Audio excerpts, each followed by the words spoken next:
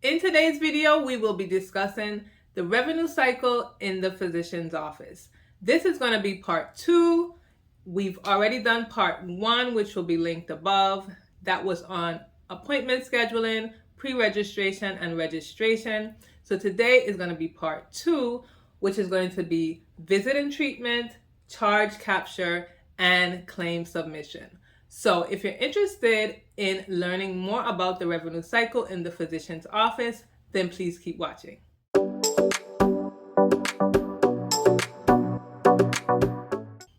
My name is Tamika, and I'm a certified professional biller and an AAPC approved instructor. Today's video, we're going to talk about the next 3 parts of the revenue cycle. A little disclaimer is that when you see the revenue cycle in other people's office or maybe on the internet, if you Google revenue cycle, you will probably see different types of revenue cycle. People break up their revenue cycles differently, but this is how I do it, and this is how I have always done it in my medical billing career. So I have 10 parts. We went over the first 2 parts in part 1, and now we're going over the next 3 parts here in part 2. In going over these 3 parts, there's a lot of information to give you. I'm going to try to condense them so that this video is not too long. So the first section is going to be the visit and treatment.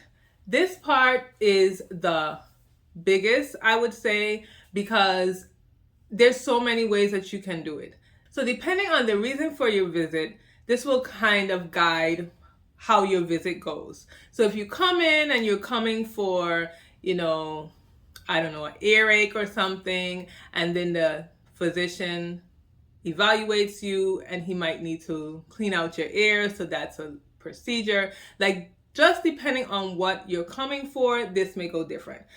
But one thing that can be the same is that you may see one healthcare provider, or you may see several healthcare providers, or this can go in many ways depending on what you're coming for. So normally you may be triaged. You may be triaged by a nurse, a CNA, a MA, someone who will maybe take your vitals, do little tests and procedures on you before you actually see the healthcare provider so that they can evaluate you. Then after they evaluate you, then you may need something else to be done. You may need to have a procedure that maybe that healthcare provider may do, or another healthcare provider that is within the practice may do that procedure. So you may come in for this visit and see just one provider, or you may come and you may see several providers. It just depends, like I said, all on the specialty and what you're actually coming for. Now, this visit can be done in person, and nowadays telemedicine is very popular, so it can be done over the phone or it can be done through video chat. So there are several ways that you can see your healthcare provider. I know for me, I'm accustomed to seeing my healthcare provider in person, and ever since the pandemic, not that it wasn't done before, but it wasn't done as much, but ever since the pandemic, when we could not go out and see our providers, we started to do telemedicine more, and you can call up your provider and your visit would be through a call or through video.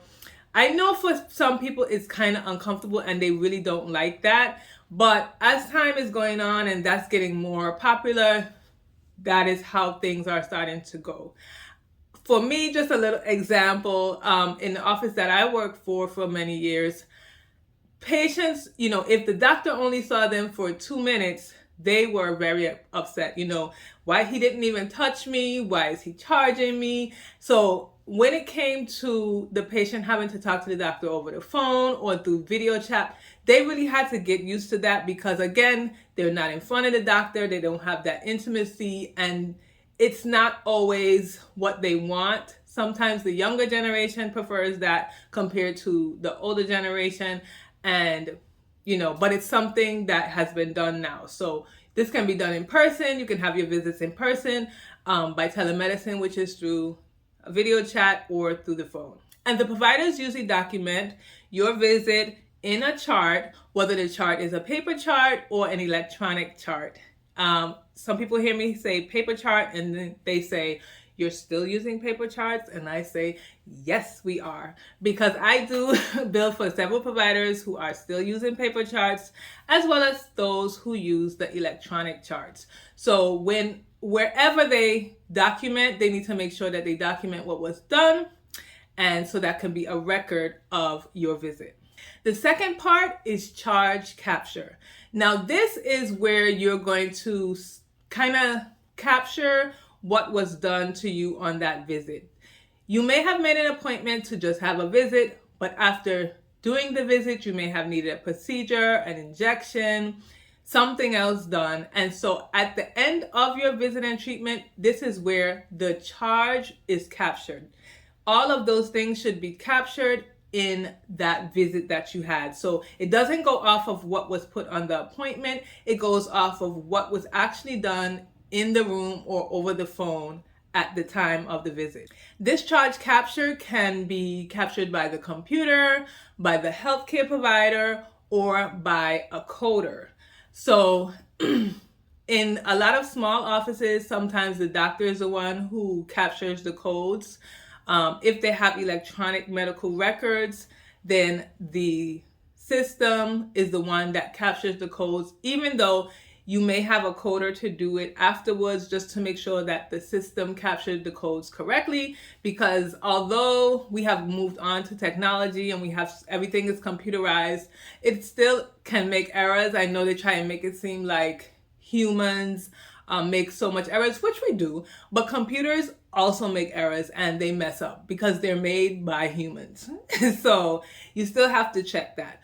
Now, this documentation that the provider has put in the paper chart or the electronic medical records is what is used to determine what the codes is going to be. When you pick a code or when someone is picking a code, they should understand how to pick the codes. It shouldn't just be given to anyone, and it shouldn't just be done a certain way because that's what they're accustomed to do. The person who's capturing the codes need to make sure that each code that they use, the description for the code, which is the CPT code or the HCPCS code, the description for that is followed in the medical record. So it has all the things that the medical record says it has, and that's why they chose that particular code. I hope that made sense. So like I said, you use the standardized universal codes of the CPT, the HCPCS, and the ICD-10 now.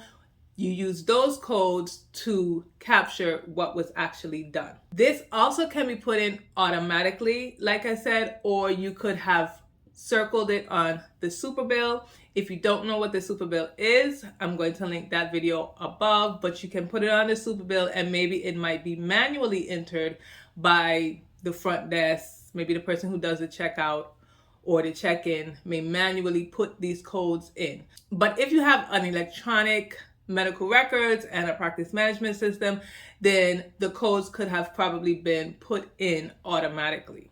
Also, at this point, this is where the patient is told what their responsibility is, or they may have been told earlier if they could have judged what that was. We try to make sure we let patients know beforehand what their responsibility is and take that before they're actually seen.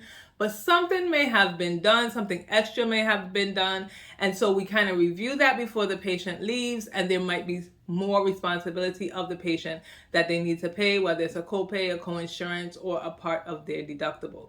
You may have to send them a bill later if what you thought it was going to be is not what the insurance paid, so maybe the patient owes more.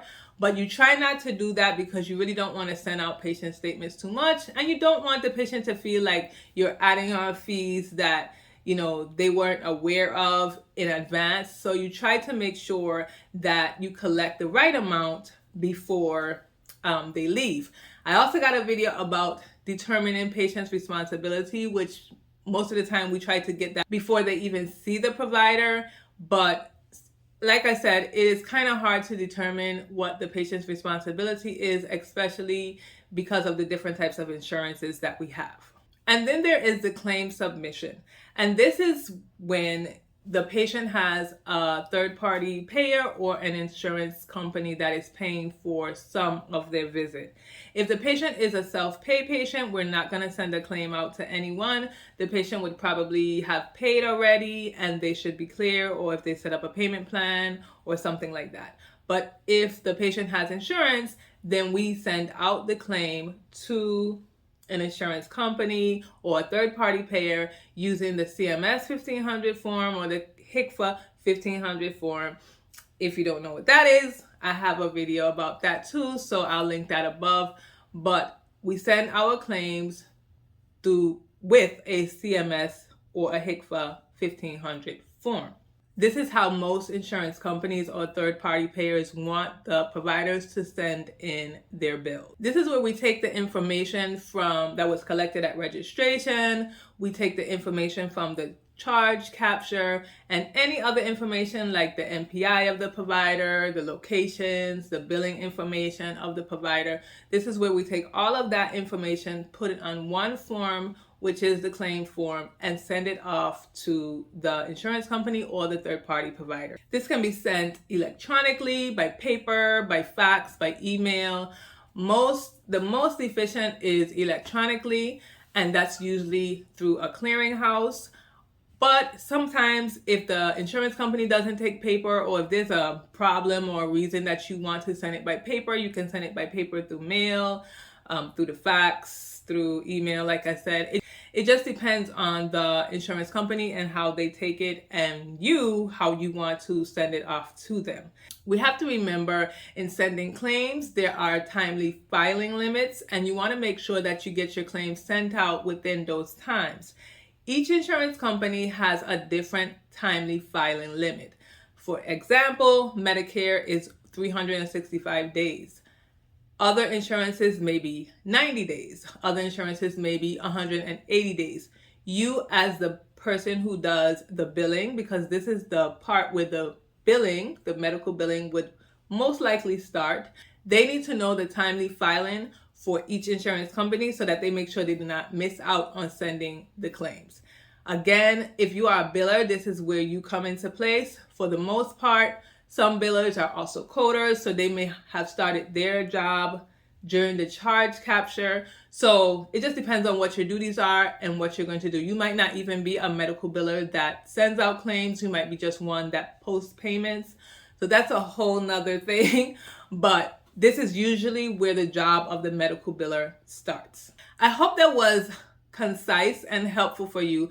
I know I probably missed a few things, and if I did and you have any questions, please leave that below and I will definitely answer them. Check out this playlist of the revenue cycle in the physician's office for my previous videos and the future videos that will come.